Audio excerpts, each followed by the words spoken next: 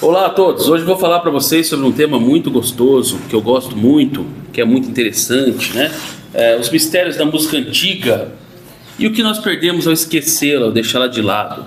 Esse é um tema que eu tenho um grande apreço e uma grande proximidade desde a época que eu fiz faculdade de música, né? Terminei minha graduação em música lá na Universidade Estadual de Londrina e eu tive a sorte de fazer parte dessa universidade numa época muito boa, que tinha bons professores e que tinha um grupo atuante de música antiga na época, né? O Neuma, conduzido pelo professor Elimar Plínio.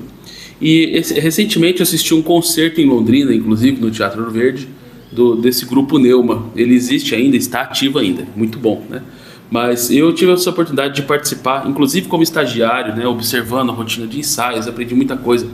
Esse ensemble, esse ajuntamento, esse grupo de música antiga que tem lá até hoje na Universidade Estadual de Londrina, que é um grande diferencial, né, dessa instituição e que ajudou bastante na minha formação e de muitos aí, centenas de jovens aí, né, nos últimos 25 anos. Na verdade vai fazer 30 anos já o trabalho lá, então já abro o vídeo prestando esse tributo, essa homenagem a esse grupo de música antiga que tem feito muitas apresentações nos últimos anos. Inclusive eu os convidei para tocar aqui no festival de música que eu criei em Paragus Paulista, e no ano de 2018, foi 2018 ou 2019 que eles vieram, hein, Samuel? Foi em 2018, né? 2018 eles vieram aqui com um subgrupo chamado Capricho Extravagante e apresentaram aí uma série de obras do Renascimento, do Barroco, óperas do início do Barroco. Mas a música antiga, pessoal, eu vou começar a falar para vocês sobre os gregos, que a gente tem documentos a partir da música grega. Antes nós não temos muitos documentos, nós não temos partituras, não temos muitas pistas, muitos indícios de como era feita a música.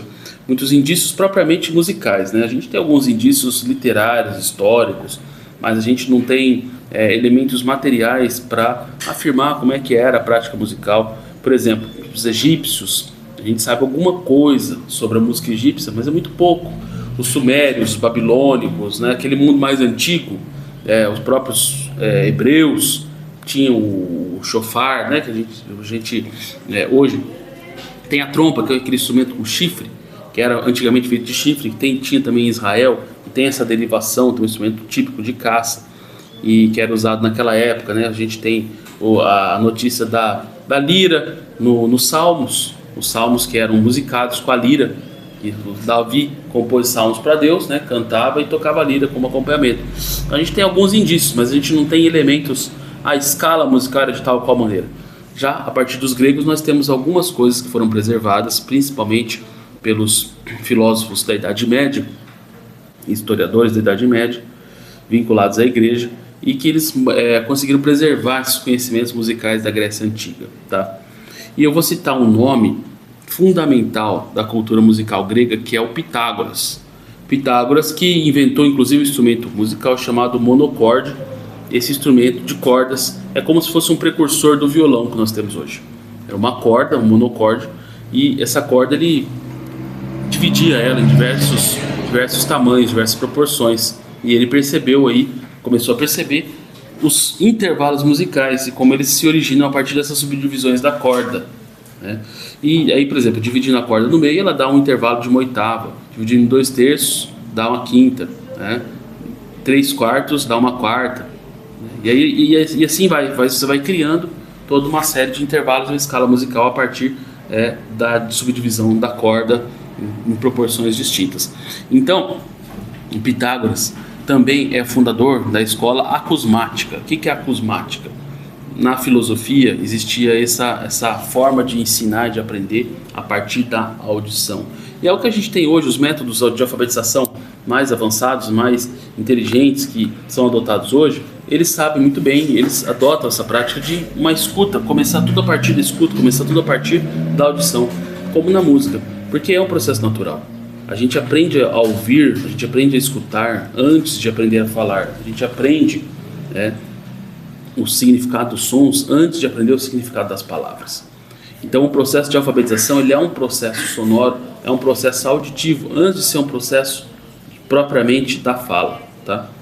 E claro que do ponto de vista cognitivo tudo acontece mais ou menos no mesmo local ali, né? Mas de uma maneira mais interligada, interconectada. Mas para vocês verem que já na Grécia existia toda uma compreensão muito precisa de como funciona a mente humana.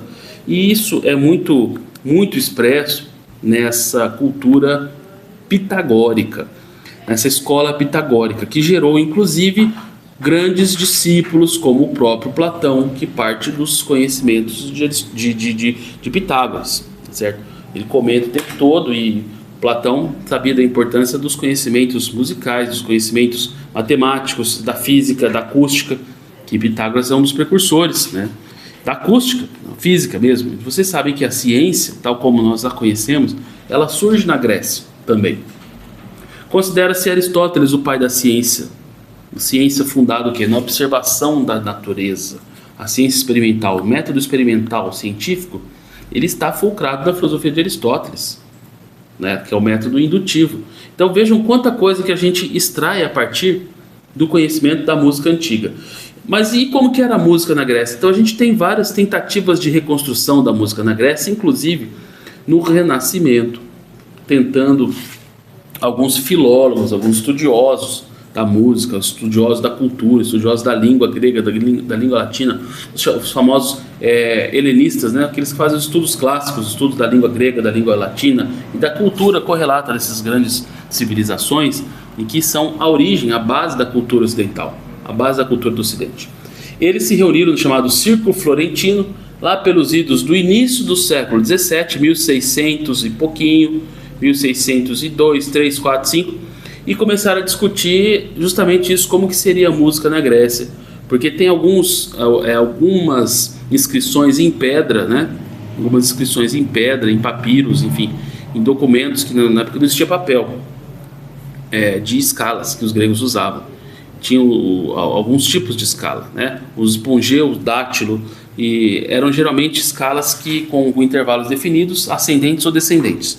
E os gregos atribuíam um significado para cada tipo de escala, assim como se ela fosse ascendente ou descendente, tá? Então uma escala ascendente ela tem sempre um significado mais alegre, mais jubiloso, mais de exaltação, né, de comemoração, ao passo que as escalas descendentes elas têm um caráter mais de meditação, um caráter muitas vezes até mesmo de tristeza, um caráter fúnebre, um caráter sombrio, né? E isso, então, é o que? Um elemento que mostra como que os gregos pensavam a música. E aí o Pitágoras é também uma peça-chave nisso, porque ele também era um musicoterapeuta. Ora, o que é um musicoterapeuta? É aquele que usa a música para tratar determinados problemas, doenças mentais ou físicas, né? E ele já estava como precursor da musicoterapia ali. Tanto que Platão e o próprio Aristóteles citam Pitágoras direto, né, nos seus livros.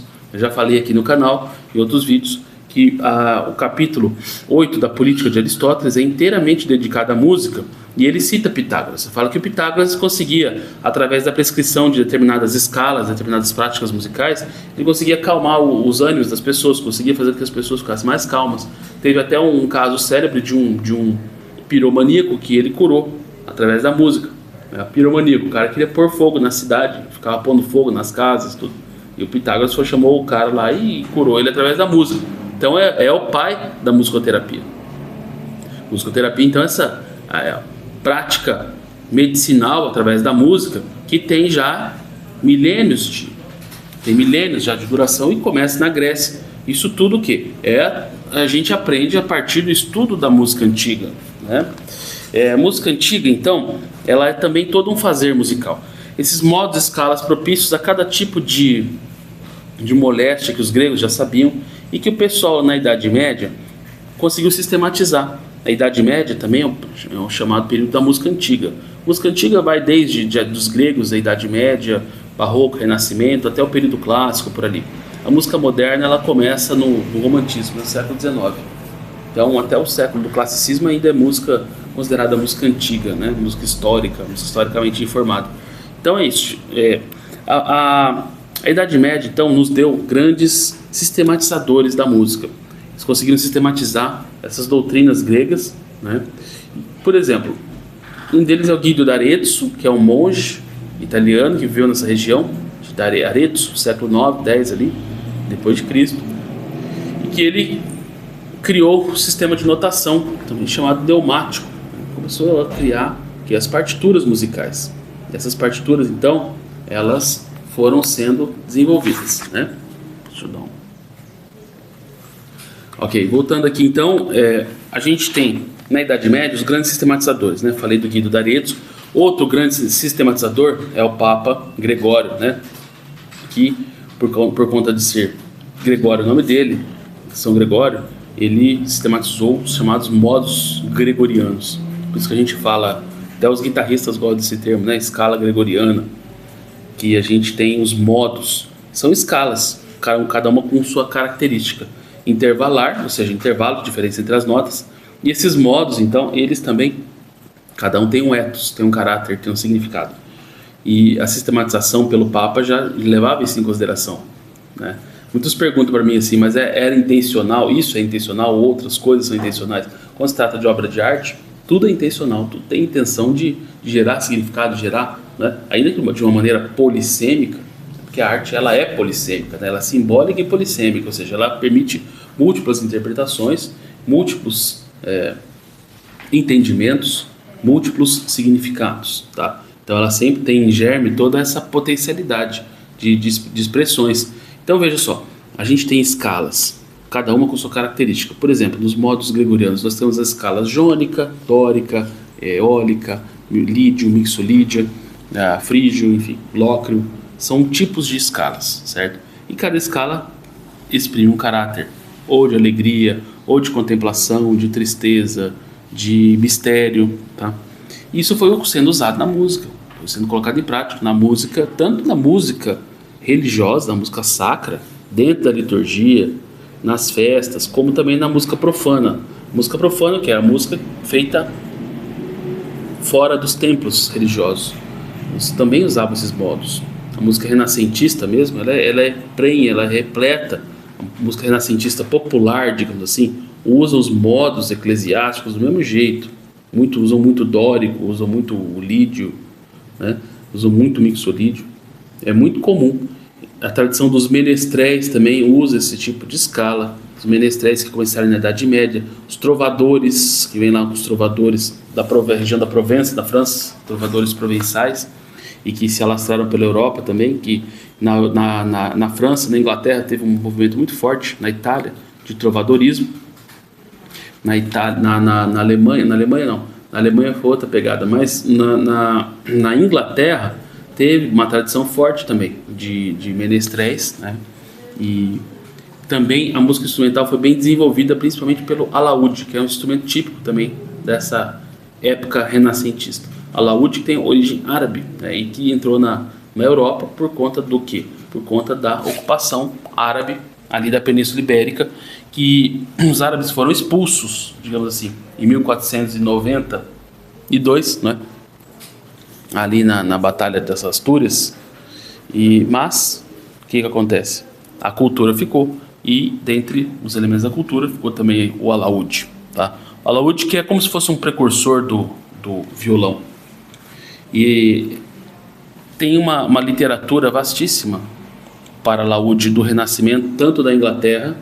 Vou citar o compositor John Dowland, tem obras belíssimas para alaúde, assim como também na Alemanha. A Alemanha também tem uma tradição de alaudistas, principalmente os luteranos, os protestantes, que adotaram mais essa linha do alaúde, da música mais popular, tá? Porque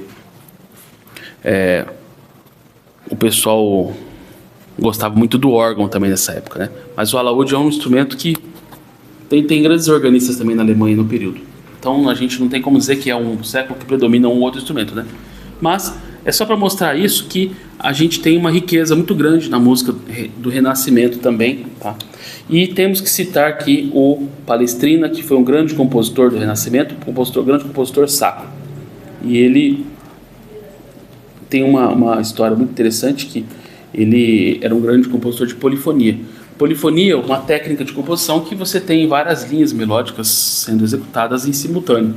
E ele conseguia fazer coisas muito belas com isso. Porém, os concílios episcopais estavam discutindo justamente na época, o Concílio de Trento, inclusive, estava discutindo justamente a limitação da polifonia, porque estava ficando muito complexo. E as diretrizes da música litúrgica, elas dizem, até hoje assim, né, que a música tem que ser simples, ela não pode estar em primeiro plano. O primeiro plano é a liturgia, a palavra, a celebração da palavra, né? Então, cogitou-se de proibir a polifonia, e graças à Palestrina que não foi proibido isso dentro da liturgia, né, dentro das igrejas, porque ele compôs uma missa para o Papa Marcelo, que ouviu aquilo e falou: isso é maravilhoso, isso é divino, não tem como proibir um negócio desse, então vamos liberar a polifonia, né? Então, Palestrina tem essa passagem muito interessante na história da música, assim como eu estava falando sobre o início da ópera, e Monteverdi, por exemplo. Monteverdi é um compositor que ele também começou como um grande polifonista do Renascimento. Seus motetos, as vésperas da Beata Virgem, por exemplo, é um grande exemplo de polifonia renascentista, tá certo? Vocês podem procurar aí depois, Vésperas da Beata Virgem, Monteverdi, tem a gravação exímia do Nicolaus Harnoncourt. Então, é um repertório riquíssimo, belíssimo, maravilhoso.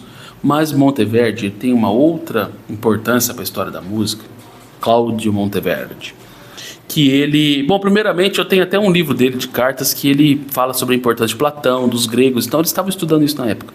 Ele era desse círculo florentino, estava estudando como seria a música na Grécia. Então, ao estudar como seria a música na Grécia, o que eles fizeram? Tentaram recriar a tragédia grega, né? Porque tinha uns 2 gêneros teatrais na Grécia Antiga, conhecidos, que tem documentos, tem obras literárias no gênero trágico, né? Por exemplo, o Sófocles, que é autor do Édipo Rei. Então você tem várias tragédias, tem comédias também no período grego, tá? Você tem Sófocles, você tem Ésquilo, você tem vários, né, escritores teatrais. Então eles compunham esses 2 gêneros. O trágico, que o próprio nome diz, né, tem um fim trágico, sempre tem um fim trágico. E daí que vem esse nome, trágico. É o quê? É o quê? É uma tentativa de mostrar a marca do destino, como que o destino humano é trágico, né? Então sempre tem um fim trágico. E a comédia, que é, por outro lado, um sarro, uma tiração de sarro, tiração de onda, uma coisa mais engraçada, né?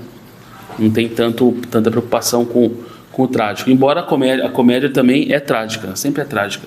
E se dá risada justamente daquilo que é o engraçado, né? O engraçado é da tragédia. O que é engraçado? São as tragédias.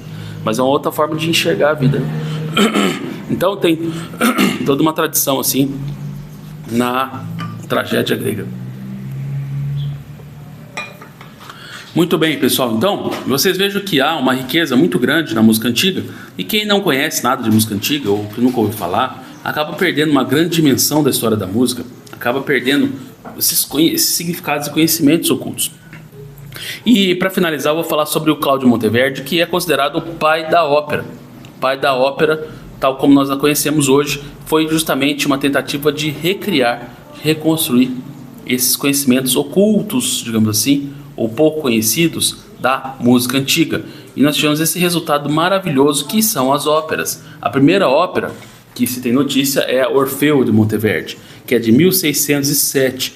Essa é uma data muito importante para a história da música, 1607, por conta justamente de ser a data de estreia dessa ópera de Cláudio Monteverdi, que fez um grande sucesso. E a ópera tem feito sucesso até hoje, tá? Essa ópera, tem trechos belíssimos. Tem trechos de canto solo, tem trechos de acompanhamento coral, trechos de recitativos. Então esse trânsito, né, entre os gêneros também, musicais, as formas de cantar, tudo isso era uma tentativa de recriação do universo teatral grego. Porque o teatro na Grécia sabe-se que era cantado. Então é mais ou menos como na ópera, a gente tentaram recriar isso. Então, ou seja, tentar esse poder oculto, né? Eu não gosto muito desse termo, oculto, porém, a gente usa isso para mostrar que são coisas que não são de conhecimento geral. E esse canal aqui tem justamente o propósito de esclarecer, de trazer essas informações, de aumentar o horizonte de consciência das pessoas através do quê? Da discussão de temas saudáveis sobre repertórios também de qualidade, temas que possam elevar o conhecimento, elevar a cultura e elevar o horizonte de consciência de modo geral do nosso povo brasileiro e de quem tenha interesse nesses temas e assuntos, tá certo?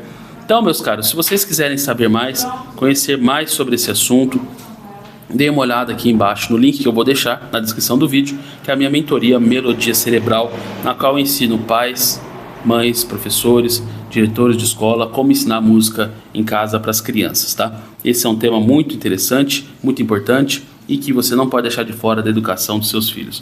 Um abraço a todos, fiquem com Deus, e se você ainda não se inscreveu no nosso canal, inscreva-se aí e curta e compartilhe esse vídeo com quem você acha que possa ter interesse, possa contribuir com alguma coisa. Um abraço a todos.